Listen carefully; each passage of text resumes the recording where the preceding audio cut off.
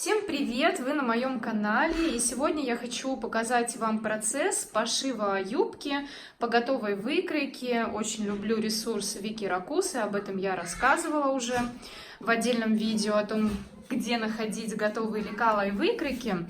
И сегодня хочу показать, как я буду шить эту юбку, готовый конечный результат, некоторые этапы технологии и показать моделирование этой юбки. Обычно я заказываю печать на плотере, это экономит время, советую вам тоже пользоваться таким методом. Но сейчас я собирала эту выкройку при помощи листов А4 в PDF-печати. Этой выкройки идет у Вики Ракусы на сайте подробная инструкция, фотоинструкция. Выкройка же, размещение и публикация в открытый доступ всего фото пошива, именно ее инструкции запрещено. Поэтому, если вам понравится конечный вариант этой юбки, вы можете купить себе выкройку и воспользоваться фотоинструкцией.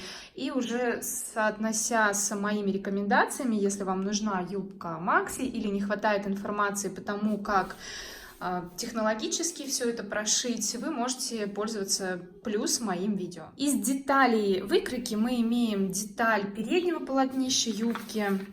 Она идет отдельными деталями. Мы имеем деталь заднего полотнища юбки. Здесь это лекало располагается к сгибу материала, потому что это и у нас должна быть одна выкроенная деталь. Также у нас идет мешковина кармана, 2 детали, бачок юбки, 2 детали, деталь шлевки 1, вот тут вот у нас планка, то есть вот планка, видите, она в длину юбки, и пояс. Так как длина этой юбки чуть ниже колена, мне нужна была юбка Макси, я промерила значение от линии талии, то есть вот линия перегиба, и вот здесь вот по этой метке линия талии находится. Я промерила это значение от линии талии в пол до необходимой мне величины, и получилось, что к данному лекалу, к его длине, мне необходимо добавить вниз еще 38 сантиметров. Когда я переносила лекало на материал, я сначала обвела вот деталь полностью, как она есть, а потом вниз отмерила 38 сантиметров с одного края, то есть слева и справа. Далее вниз вот таким образом, да, достроила лекалом необходимый мне нижний угол наклона, потому что здесь юбка не по прямой располагается. И получилось то, что у меня на детали, вот видите, вот этот вот небольшой окат, и все бока тоже они ровные. Сейчас покажу в крое, что у меня вышло.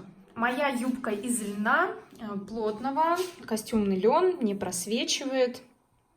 Это пояс, это бачок юбки, это деталь шлевки, это мешковина, 2 детали. Если вы будете юбку моделировать так же, как я, удлинять, то не забудьте о том, что планка под пуговицы, которая дана, она тоже идет в соотношении к юбке, к длине юбки. Поэтому, если вы будете удлинять, либо напротив укорачивать, не забудьте такое же значение прибавить к планке под пуговицы. Я, соответственно, к своей, вот здесь вот видно, добавила эти же 38 сантиметров, которые добавляла к длине заднего и переднего полотнища юбки. Вот у меня деталь переднего полотнища юбки, их 2, они были сложены мною лицом к лицу при раскрое. Вот это вот точки контрольные, которые вы должны будете при пошиве совмещать с другими деталями. Вот так это все выглядит. И у меня еще есть задняя деталь, она идет со сгибом, то есть лекало я размещала в сгиб. На юбку мне необходимо будет перенести еще линии выточек, и сейчас мы будем с вами поэтапно шить юбку. Сейчас первый этап, что мне нужно проклеить некоторые детали клеевыми материалами, долевыми кромками я проклеиваю вход в карман, при этом я отступаю 2-3 миллиметра, вот так аккуратненько, когда сейчас я буду это делать, я отступлю от края для того, чтобы у меня потом клеевая кромка, припуск на шов же 1 сантиметр дается, чтобы она у меня потом попала в строчку. У долевых кромок есть клеевая изнанка вот такая, и как раз ее прикладываем к изнаночной стороне и проклеиваем утюгом через проутюжильник. В качестве проутюжильника я использую кусочки бязи. Вот у меня от макета базовой конструкции юбки одно полотнище осталось. Можно его обметать, чтобы это было более аккуратно. Я проклеила вот таким образом место под вход наших карманов, вот эти детали долевой кромкой. Сейчас мне необходимо обметать некоторые участки бочков у юбки вот сверху отсюда до вот этого значения. Край обметочным трехниточным швом. Я буду использовать широкий шов. Так, я буду двигаться вот от этого края, от верхнего.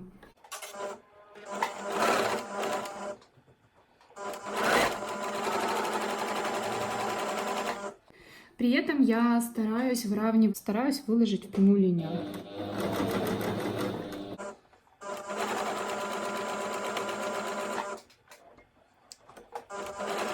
Когда дохожу до нужного места, я разворачиваю весь бачок и просто в холостую выхожу из строчки.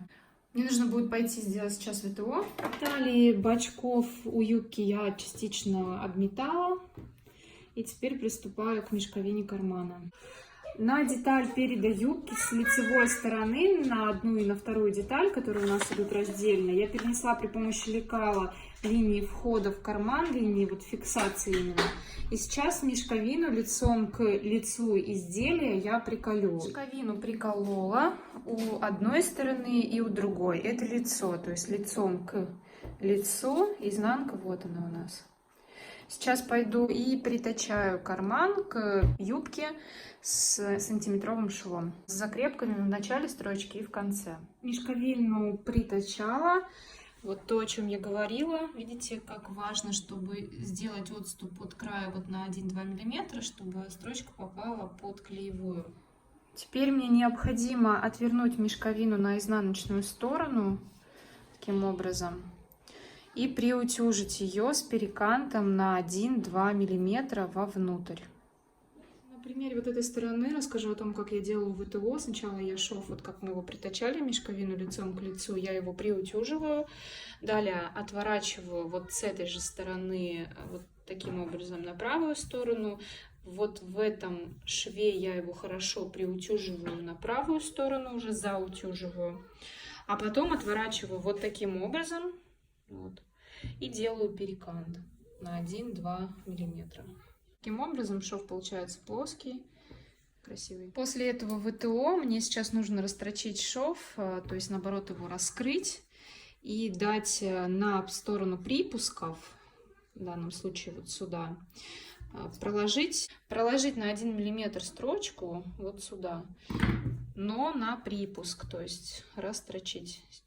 На припуск раскрыть, растрочить. Сейчас это сделаю. Растрочила шов, вот смотрите, на 1 миллиметрик вот от этого края.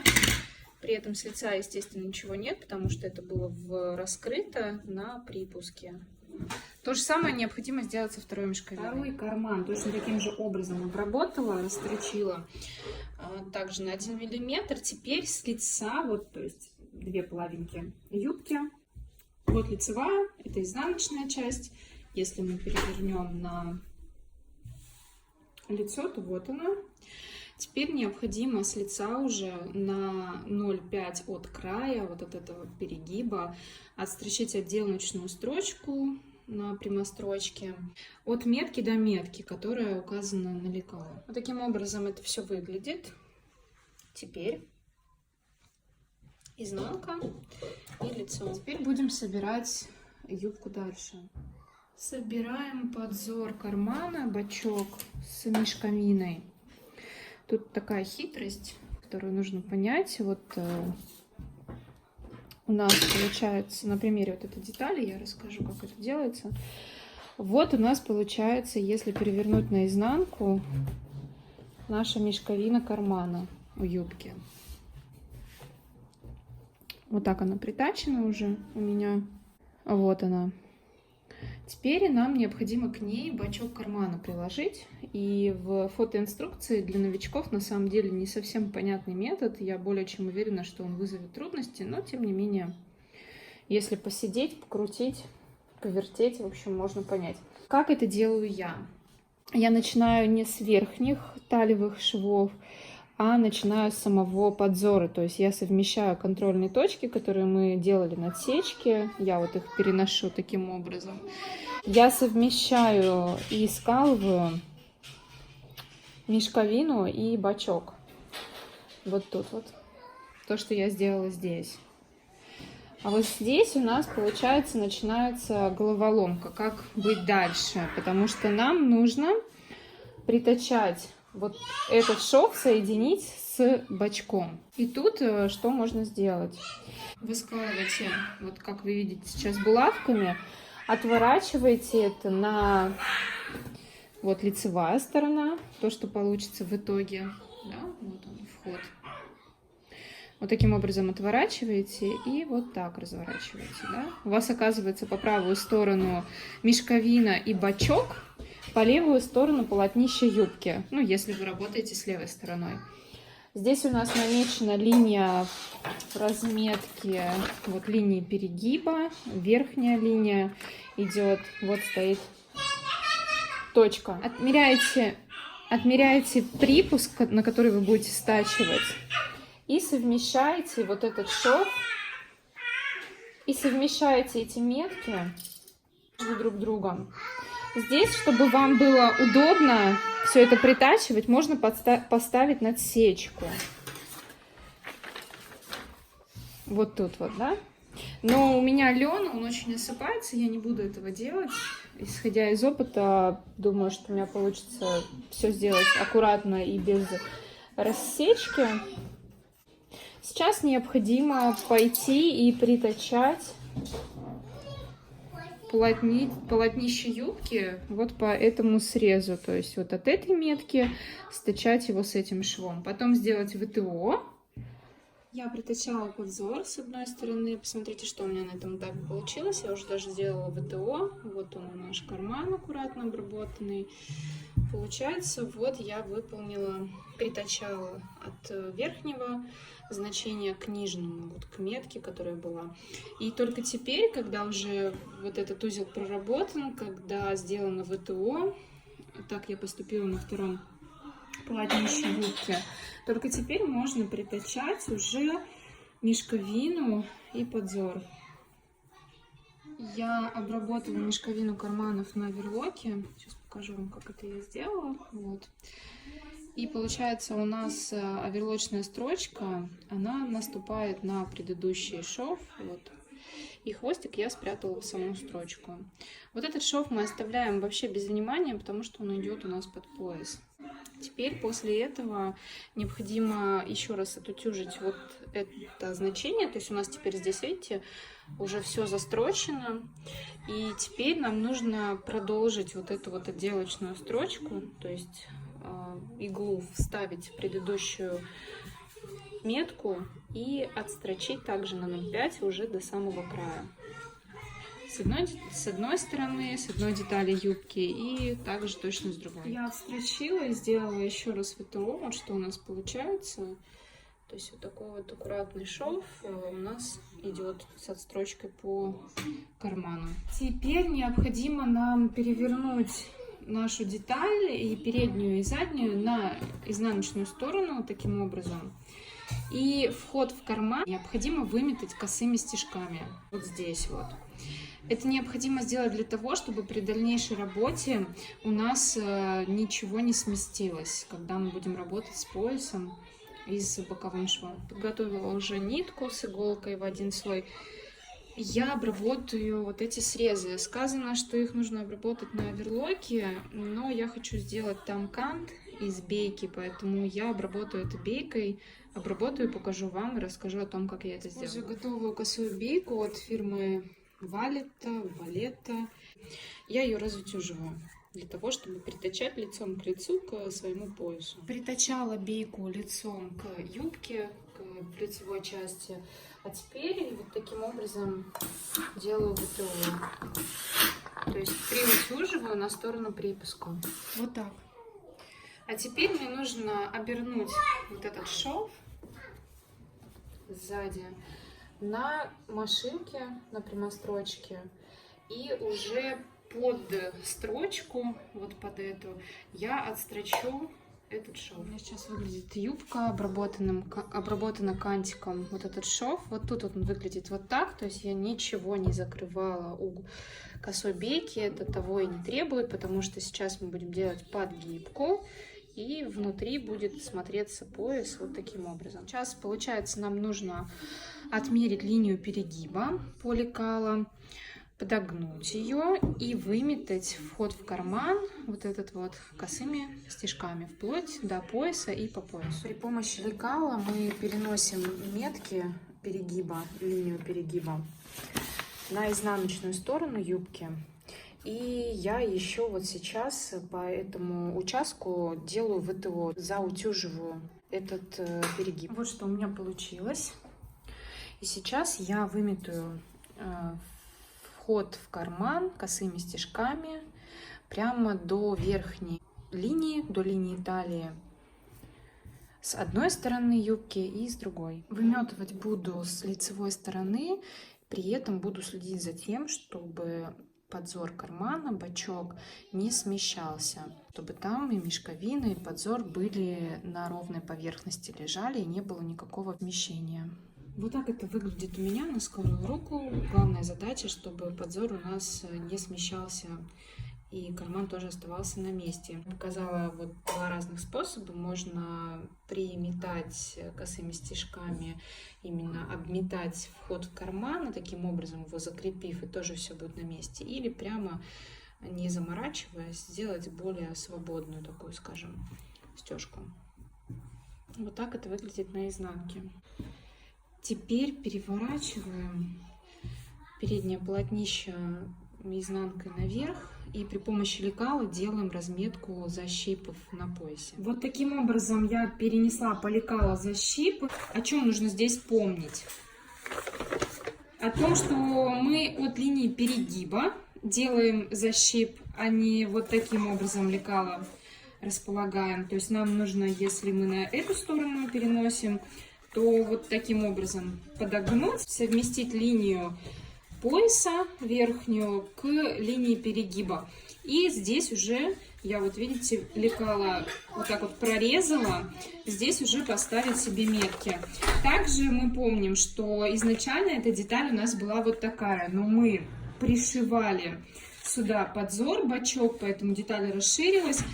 И не нужно пугаться, понимая, что каким-то образом деталь стала больше. Вот тут вот шов притачивания, соответственно, за вычетом припуска, он у вас и окажется именно по этой метке. Теперь защипы я скалю портновской булавкой и прошью. Вот так выглядят обработанные защипы. Я прострочила от верхней метки к нижней, то есть 2 слоя.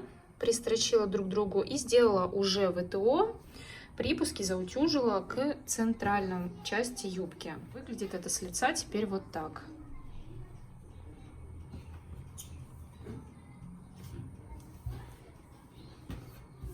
Сейчас необходимо выполнить закрепляющую строчку в верхней и нижней части кармана, строчка в строчку, тройной строчкой. Надеюсь, вас не запутала. Это для усиления. Мы также к перегибу, к линии перегиба направляем лекало, размещаем его вот по карману, ставим по лекалу метки начала и конца, и там прокладываем эту закрепляющую строчку. Вот так это выглядит с лица. Вот и вот. Усиленная тройная строчка, строчка в строчку. Переднее полотнище юбки в обработке с карманами и талиевым поясом готовы. И теперь мы то же самое проделываем на спинке, на линии талии. Так как спинка у нас идет со сгибом, то есть здесь у нас одна деталь, я сейчас уберу портновские булавки и раскрою ее. Нужно сделать то же самое в районе пояса, то есть обработать вот этот цепучий срез либо на край обметочной машине на оверлоке, либо так же, как я, если вы выбрали кант, перенести, сделать линию перегиба. По лекалу заднего полотнища юбки нужно будет сделать линию перегиба и перенести выточки, прошить их, отутюжить, сделать ВТО и подготовить заднее полотнище юбки к дальнейшей сборке и соединению с передним полотнищем юбки. Большой лайфхак: когда вы будете прорабатывать заднее полотнище юбки и будете делать линию перегиба, закрепите вот по меткам каждую сторону этого перегиба до необходимого значения. Также, чтобы у вас потом при ВТО была аккуратная линия вот этого перегиба, закрепите еще булавкой посередине. Только так выполняйте ВТО. Для того, чтобы легче было работать с выточками, я прорезаю их вот следующим образом. Прорезаю одну сторону, вторую сторону вот так вот отгибаю. И когда переношу на материал, соответственно, прорисовываю эту линию, ее нижнее значение обязательно, то есть до закрепки. И также прочерчиваю еще и другую сторону выточки. При этом на материале мы ничего не режем, мы их стачиваем. Также не забудьте, что на спинке тоже есть линия перегиба, вот подгибка, и вся разметка будет проходить именно от нее на одной стороне юбки и на другой. То есть нужно будет отзеркалить. История с задними выточками следующая. У заднего полотнища юбки также есть защипы. И если на передней части мы параллельные две вот такие вертикали строили, то здесь они, смотрите, как хитро обозначены на лекало. Они обозначены следующим образом. То есть одна начало выточки и другая — это и есть вот тот самый защип. И вот тут вот штрих-кодом это наша линия перегиба, наш пояс обозначен. То есть когда вы будете переносить вот на полотно от линии перегиба, вы откроете себе эту выточку и проследите, чтобы этот уровень, вот он совпал по еще и нижнему значению. И сейчас следующим образом стачивать нужно будет. Здесь мы формируем защип. Сначала рекомендую вколоть булавки вот по вертикали, потом переколоть их горизонтально, когда вы уже убедитесь, что левая и правая сторона выточки у вас совпала вот в наколке. И у нас, получается, будет и защип, и выточка. Вот смотрите, я вертикально сколола выточку, то есть взяла ее начало, взяла ее конец, и когда прокалывала булавку, я пыталась проследить, чтобы эта булавка сзади вкололась именно в ту же линию на другой стороне. После того, как я сколола булавки по линии и убедилась, что у меня они сколоты одинаково, именно после этого, чтобы мне удобно было за машинкой работать, я вот так вот, прям не вытаскивая булавки с одного прокола, я перекалываю их уже горизонтально. И теперь иду и с закрепкой в начале строчки и в конце до вот этой нижней метки, а не до метки, где у меня заканчивается линия. То есть до самой нижней я ставлю закрепочку и таким образом стачиваю выточки с защипами по поясу на заднем полотнище юбки. Располагаю юбку по левую сторону, двигаюсь только от защипов.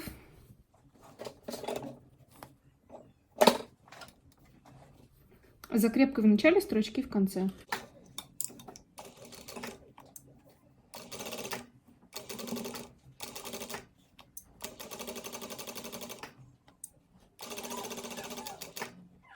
Несмотря на то, что вот тут у меня кончик находится, я двигаюсь по самому близкому краю месту, то есть на 1-2 мм до края.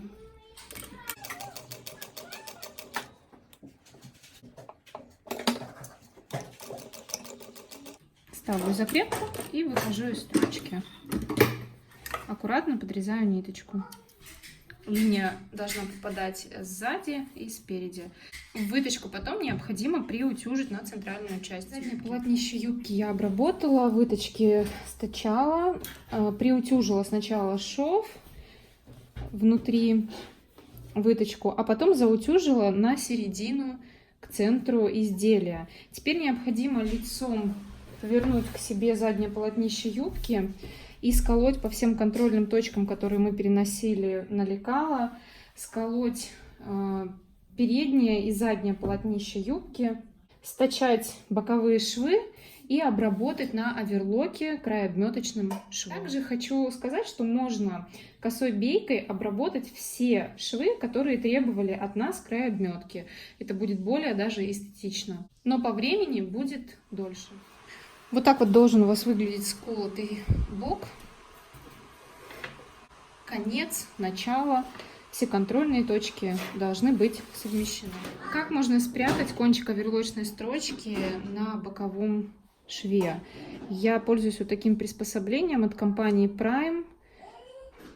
Большая по типу что-то иглы, в которую душка вдеваю оверлочную строчку на изнаночную сторону. Продеваю приспособление и прячу в строчку таким образом. Теперь этот кончик обрезаю. Швы боковые я уже отутюжила. Сначала их приутюжила, а потом заутюжила к середине, к центральной части изделия. Вот. И теперь по поясу от его нижнего значения, вот от этого до верхней части пояса, я проложу строчку закрепляющую на 0,2. Вот что у меня получилось на этом этапе. Я убрала все нитки сметочные, закрепила боковой шов, стачивание юбки и пояса. Сейчас можно на этом этапе убрать иглу и приметать потайным стежком вот эту вот часть к юбке, чтобы не было ничего видно с лица. Если вы обметывали, то этого делать не нужно. Ну или если вы пока не находите время, чтобы это все сделать вручную, или у вас, может быть, есть подшивочная машина, как у меня она есть, то можно клеевую паутинку проложить и подклеить. В принципе, можно оставить и так, потому что пояс достаточно уже закреплен защипами, и вот тут ничего не будет вылезать. Но я за то, чтобы все узлы прорабатывать до конца, поэтому я здесь проложу потайным стежком на своей подшивочной машине строчку. Также, чтобы хорошо закрепить пояс, вот наш, и бачок в этом месте, так как здесь будет у нас идти усиление из-за того, что мы будем пользоваться карманами, нужно проложить сквозную строчку, строчка в строчку по бачку, от верхнего края юбки, от сгиба, до вот этой метки, проложить ее также с закрепками в начале и в конце по предыдущему шагу. Таким образом, вот здесь пояс будет достаточно скреплен. Усиляющую строчку проложила, вот она, и вот на второй стороне. Теперь нам необходимо закрыть нижний срез у юбки. И я это делаю следующим образом, отличным от того, что прилагается в этой инструкции. Суть такая, что нужно сначала подогнуть наш низ, наш сыпучий срез на 1 сантиметр. Автор выкройки предлагает ее приутюжить таким образом, а потом еще на изнаночную сторону приутюжить припуск 2,5 сантиметра и отстрочить. И каждый этот этап нужно приутюживать, заутюживать, пользоваться шаблонами для этого и так далее. Я пользуюсь упрощенным методом.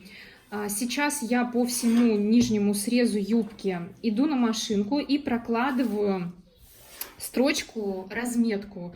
От нижнего среза на машинке я прокладываю на ширине стежка 3,5 мм строчку по всему периметру юбки на 1 сантиметр от края. После того, как эта строчка у вас будет проложена, вам будет легче, пользуясь этой строчкой, как разметкой линейкой, весь этот припуск приутюжить. И не придется делать длительную разметку при помощи шаблона, либо с сантиметровой линейкой.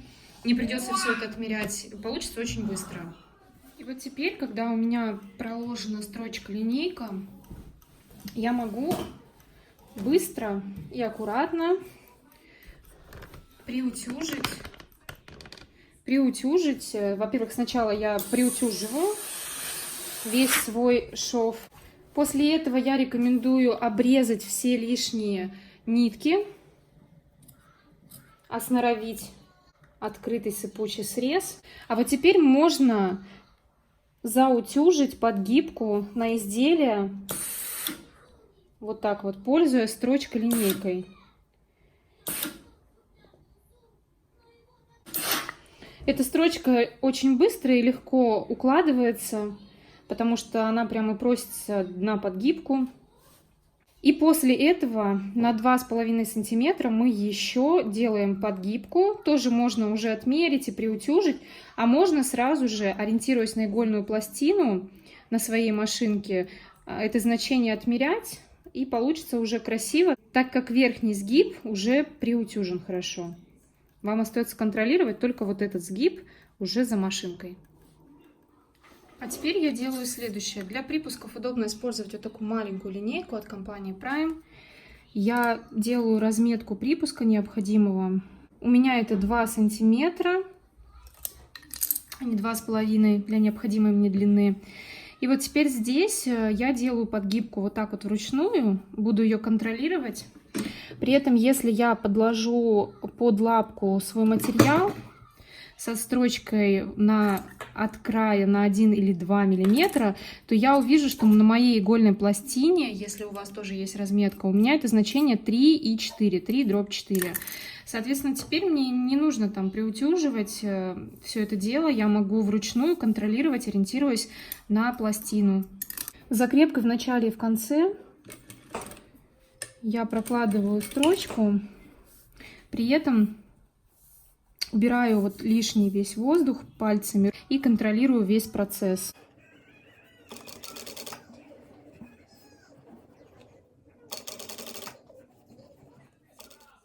После этого мне необходимо этот шов хорошо приутюжить. Нижний срез у нас обработан, закрыт. Вот они, эти линии оката. Все отутюжила и приутюжила, швы плоские. Теперь нам необходимо проработать планку под пуговицы. Вот таким образом я обработала планку. Я проклеила одну сторону до половины, потом ее пополам сложила и хорошо еще раз приутюжила.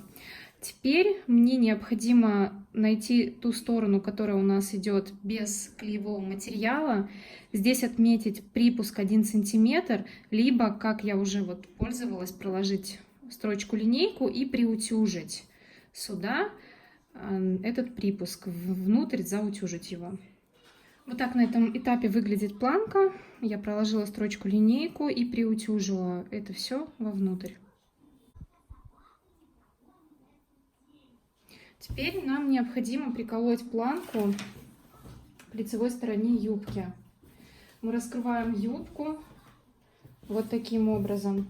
Находим ее средний, получается, шов, передний.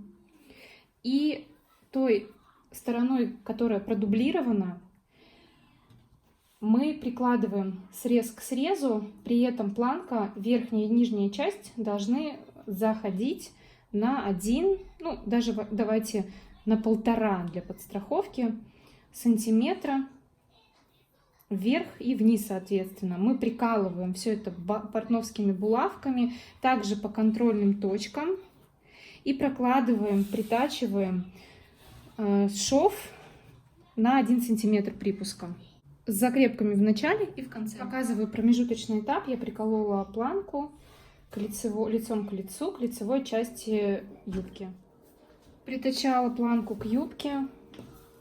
Вот так это сейчас выглядит. И сейчас мне необходимо приутюжить и заутюжить швы на сторону планки вовнутрь, потому что второй стороной планки мы будем обворачивать этот срез и еще прокладывать закрепляющую строчку с лица. Вот так вот у меня сейчас выглядит планка. Я сноровила внутри срезы, убрала лишние ниточки, все приутюжила на внутреннюю сторону планки. Теперь мне необходимо сделать следующее: закрепить верхние и нижние срезы. Мы перегибали пополам планку, приутюживали ее, ориентируясь вот на этот сгиб. Я лицом к лицу, шов у меня припуска внутри находится, закрепляю портновской булавкой этот перегиб. И сейчас стачаю эти два среза вровень с линией пояса верхней. И точно так же сделаю снизу. Стачала верхний край планки. Теперь мне необходимо высечь припуск. Я это делаю на 0,5, при этом под углом. Вот так. Со скосом.